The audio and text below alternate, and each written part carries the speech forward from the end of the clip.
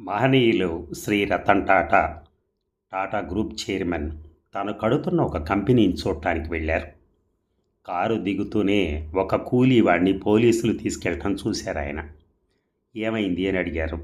అతను ఆ రోజు ఒక ఇటుక దొంగతనం చేశాడట అని ఆ సైట్ ఇంజనీర్ చెప్తే, ఎందుకు అలా చేయాల్సి వచ్చింది అని అడిగారట ఆయన్ని.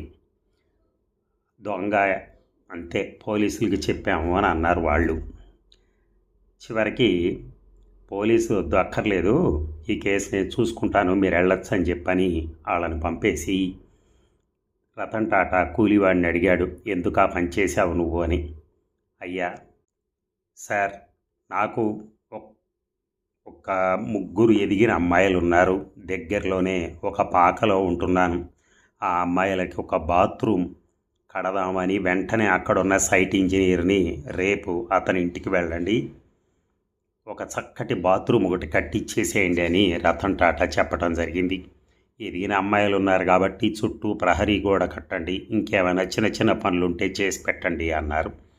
ఆ కూలివాడు, బాబు వయసులో నాకన్నా చాలా చిన్నవాడివి, అయినా సరే నేను చేతులు ఎత్తి నిన్ను మొక్కుతున్నాను అన్నారు. ఎవరు? ఆ కూలి అతను. రతన్ టాటా అతని వీపు తట్టి, ముగ్గురు అమ్మాయిలు అంటున్నావు, వాళ్ళ పెళ్ళికి నాకు జ్ఞాపకం చేయి, ఆర్థిక సహాయం కూడా చేస్తాను అని చెప్పటం జరిగింది. దేనికైనా సమస్య ముఖ్యం కాదు, సమస్యకు కారణం ముఖ్యం. ఆ కారణం ఆయన విన్నాడు కాబట్టే ముగ్గురు ఆడపిల్లలు అనేదానికి ఆయన ఫీల్ అయ్యి, బాత్రూమ్ కట్టలేని పరిస్థితుల్లో ఉన్నారని తెలిసినప్పుడు బాత్రూమ్ కట్టి, అలాగే వాళ్ళ ముగ్గురికి నేను సాయం చేస్తాను పెళ్ళికి అని చెప్పి అనటం జరిగింది. అందుకే ఆయన మహానుభావుడయ్యాడు. Thank you very much. మహానుభావులు ఎప్పుడూ ఎక్కడో ఉండరండి. ఇలాంటి మంచి మంచి కార్యక్రమాలు తలపెట్టి జనాలకు సాయం చేసి చక్కగా బ్రతుకుతారు చూడండి, వాళ్ళు మహనీయులే అవుతారు.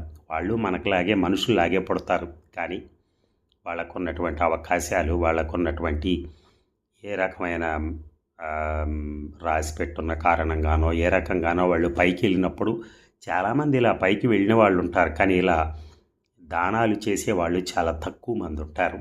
దాంట్లో రతన్ టాటా గారు ఒకరు. Thank you.